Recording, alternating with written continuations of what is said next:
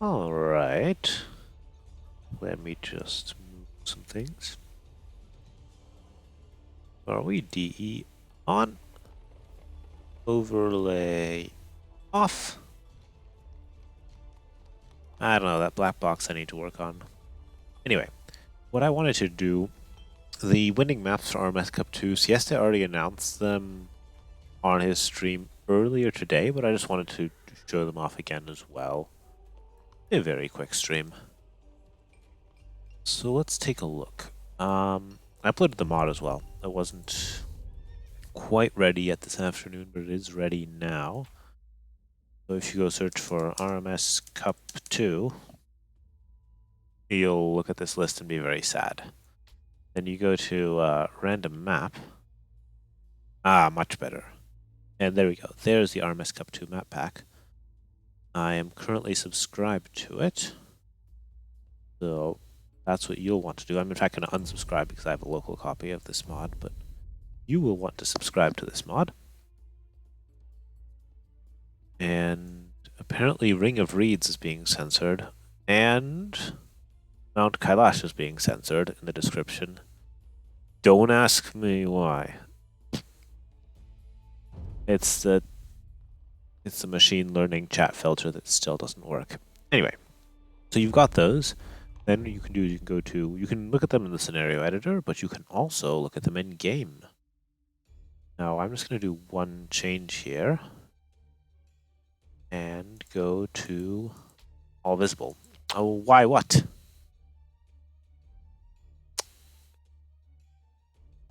Why what? And you should find them in your map list. Currently they have these icons. We're probably going to do individual icons that show off the map, something like this afterwards. But for now they're set up like this. And you'll probably have to restart the game once after activating the mod before the icons actually appear, but you can always search for them here too. Search for RMSC. Once the search loads, it's kind of slow.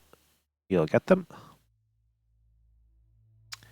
And yeah, 10 maps. We chose 10 maps. It wasn't easy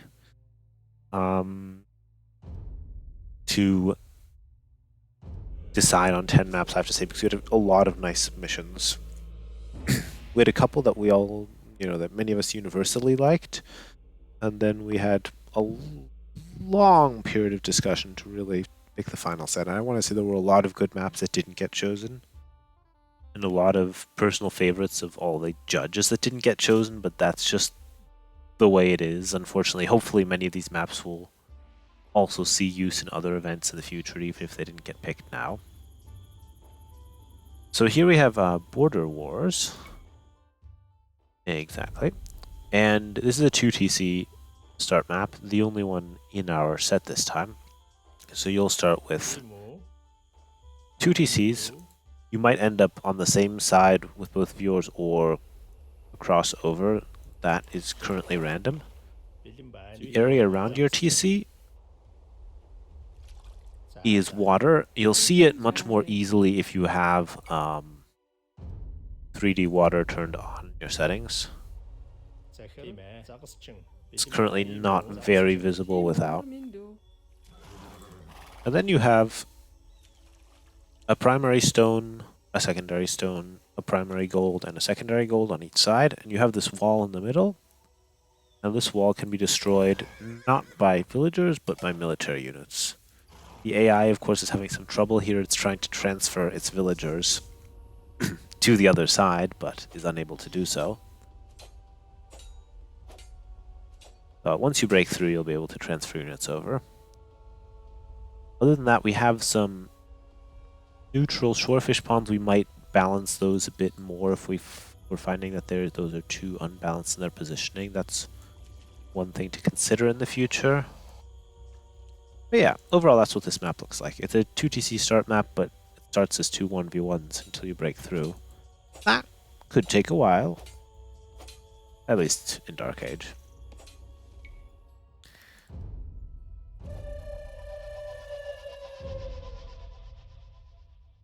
This chat box I need to see. Maybe I can make it semi-transparent. That would be good. I think I need to do that. Looking at its visibility. We're going to go through all of them alphabetically. And our second map is Brahmaputra, which I hopefully pronounced. Yeah, I think I pronounced that correctly. This is a Nomad start map.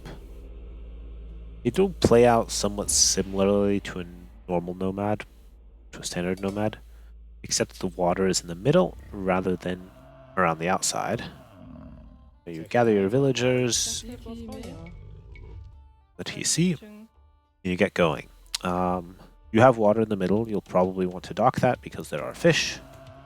There are some shore fish. And you have scattered resources everywhere. There's abundant food, as there usually is on Nomad maps. And there are some mineral resources, the same amount on each side. And it's possible that both players will settle on the same side, just depends on where your starting villagers actually are. And you should always have plenty of shallow passages across. Exactly. And we have sort of cliffs, wood at the edge. Generally more wood as you move away from the center of the map.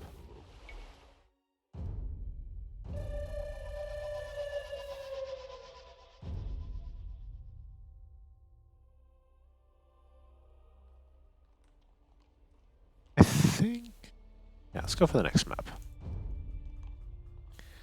I'm going to hide this for now. That just gets in the way a bit much. I have to make a more transparent version of that. So the third map that we have is called Fractal. And this is in fact based on a fractal pattern. The Mandelbrot set, which you might or might not know about, Dermot. But it is like the overall, basically this pattern here with the reeds is based on that. You have a little passage here that you won't see in the scenario editor, but that gets created by having a saboteur blow up right at the beginning. Other than that, you're basically looking at like a Socotra type start in the middle, but you do have these reeds that are only 50 wood, and then you have essentially a back base that you can fall back to. And you also have water that you could go for once you've chopped your way out. You need to chop your way out somewhere. You have some back res, and then you sort of have a Gold Rush style area here to contest as well. We'll have to see lots of aggression in the early game with the option to fall back in the late game if you survive that long. And potentially water, we aren't sure how much that will actually come into play, but it is an option on this map.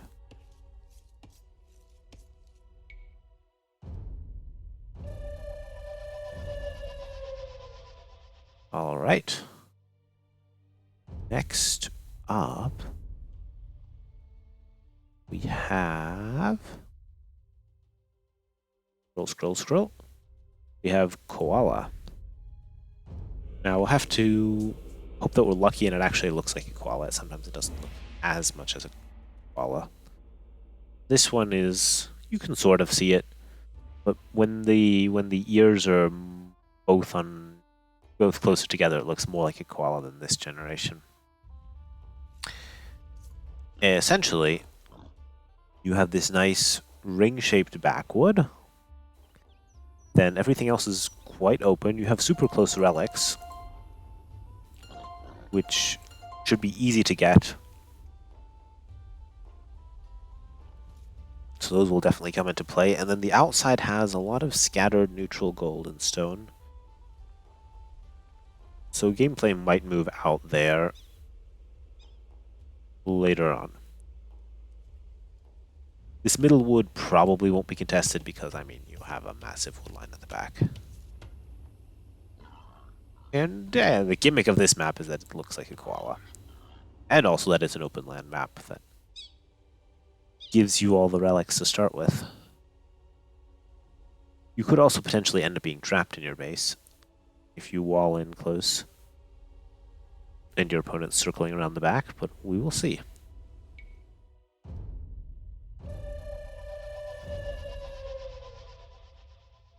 Next up, we have scroll. We have Le Grand Fossé, which I think I pronounced acceptably well there, probably. Based on a comic book of the Asterix series, where there's like a big divide between two villages. So you start super close in a Palisade Arena. You cannot dock this lake, even if you had enough wood, which I currently don't. Which I do, because this is deep water. However, there are shorefish. You can get them. You could tower your opponent's shorefish if they haven't collected them by the time that Feudal Age comes around. And what else do we have on this map? Well, you have 3 boars, which is quite nice. There are some scattered deer and wolves that probably won't matter.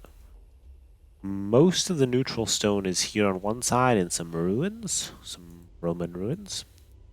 However, there is a little bit of neutral stone at the back of each player's base. And the highlight, I suppose, is these corners. Each corner is a Roman encampment featuring a centurion, some spearmen, a legionary, some more legionaries. And they're guarding the gold and a relic. Same resources in each corner.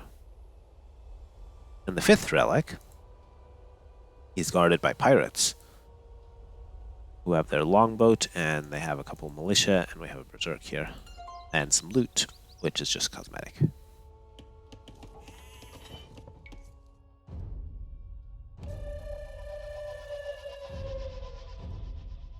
All right.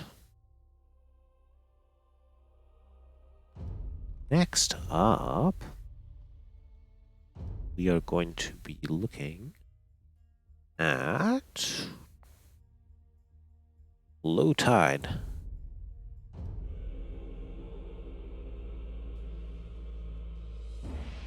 So low tide is a very open map. It does feature water, and you'll want to go for it because there's a lot of fish to be had. Although all the close fish is only shorefish, fishing ships gather that slowly. The actual efficient fish is not as close to your dock as it could be. The other important thing to note is that we have these piles of wood here. It can be chopped for 1,000 wood each. Now technically it's just some reeds hiding on a wood object, but effectively that's what it is. And you won't be able to lame these because I've put in some fail-safes to protect against that. Your stone is on the beach, and a bit higher up, like in the non-tidal pools, but a bit higher up, we have the flat area that has all your resources. That's very standard as to how it's positioned. You'll have forward gold and back gold. It's pretty static in the overall layout. Then you have this dune, that's the highest elevation, and behind the dune you have the inland area, with lots of food and basically more wood once your starting wood runs out. So this will be a pretty aggressive map, mostly because your 2,000 wood isn't going to last that long, and at that point you really need to fight for this area. So essentially, the early game will be down here fishing, and then all the areas of contention will be the top of the map later on, when wood becomes important.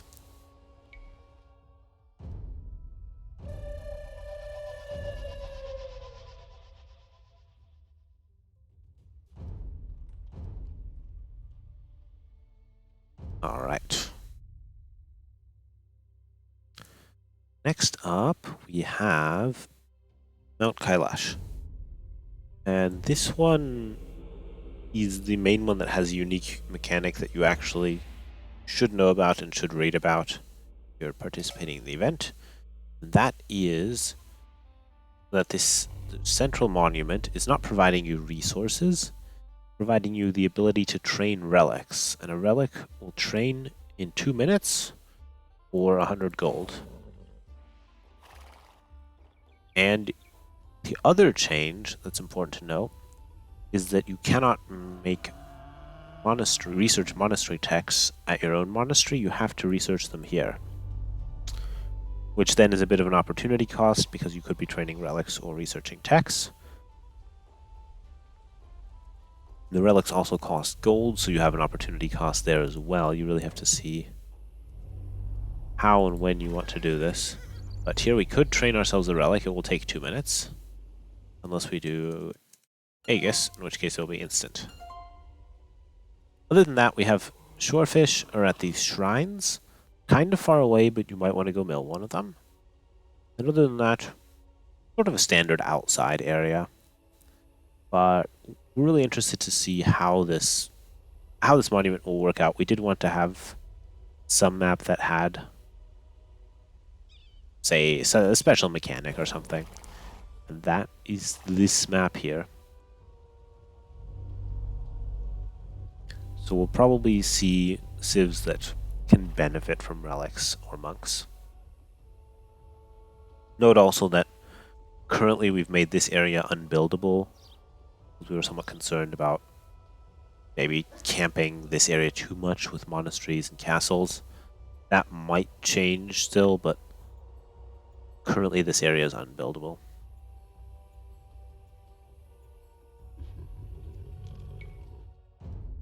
Right.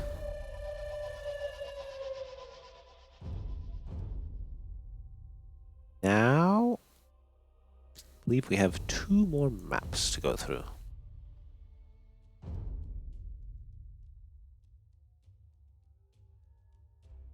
Oh, we have 3 more even.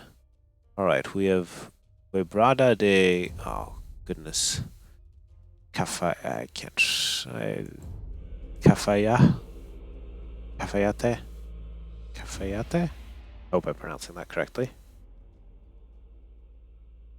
This is the map that is the most random in the layout, shall we say. You essentially have these huge mountainous areas, and you have a lot of scattered wood. Not all of it is visible on the minimap. And you also have wood lines close to your starting area that have 400 wood per tree. So these are actually like, this is like a standard wood line, even though it's pretty small. But we have this beautiful desert environment. We have the corners. Each corner has, I believe, 11 piles of gold. And you start, of course, with straggler forage bushes instead of straggler trees.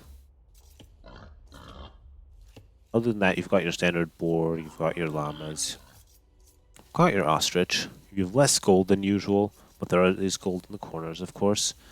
And you don't start with any stone, but there is stone around these mountains. So there are definitely some reasons to encourage players to move to the outside. The other thing, too, in the middle, I don't have the fish borders mod, but there are some shorefish in these little puddles, which you could go for. Now, just a disclaimer, this map will probably need some more updates.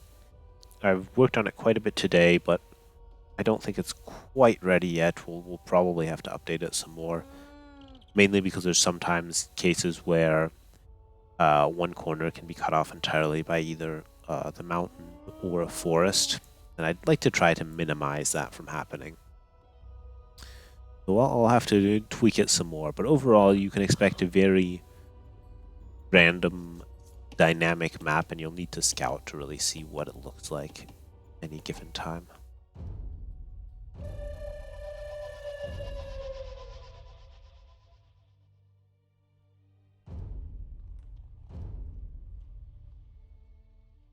Alright, next up we have Ring of Reeds. This one features a ring or a donut of reeds, which we'll see in a moment. It takes a bit longer to generate, but don't worry, here it is. We have in the center, we have shorefish and berries, so you'll definitely want to go for this, or at least consider fighting for it. I've done some things to make these statues in the Roman ruins not block buildings. You don't have to worry about not being able to place a mill there because of those. Other than that, well, we've got our palisade walls. These reeds, again, only have 50 wood, so you'll be chopping through quickly. There is some gold hidden in here that you might get to if you're chopping through. And further out, we have a ring of shallows. Shallows do have shorefish. Might build ships in them, but it is very narrow. It can be dock blocked in many places. And then the very outside has neutral gold, neutral stone, and lots more wood to go to. We'll have to see. There will definitely be lots of early aggression, especially with these, easy to pressure forward gold and stone positions. But there is also gold and stone to fall back to. I'm looking at this generation. I might have to do some more debugging on this one too. Just double check to make sure that all the gold spawns properly, because I think here it looks like the gold actually hasn't. That's something I will double check. We don't want that. We do want things to be as balanced as possible and no buggy generations.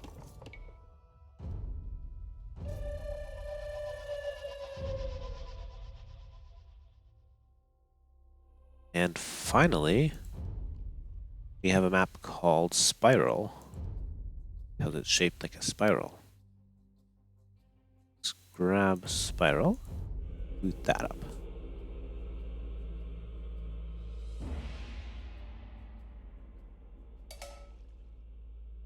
So on the Spiral, you have gold in the middle with the buildable area there. This area is shallows and not buildable. And then you have these one arm of water and several arms of hills. Some of them have trees in between. Some of them have lots of food in between. With this little animal pen, you can break through this fence in a couple hits. 12 hits to be exact. And then there's more wood and neutral resources on the outside. Generally, neutral resources are on each of the spokes of this spiral. And the position of the players is random as well. It's not necessarily close to the water. You could also end up on one of these other spokes, in which case the water isn't right next to your town center. That part is random.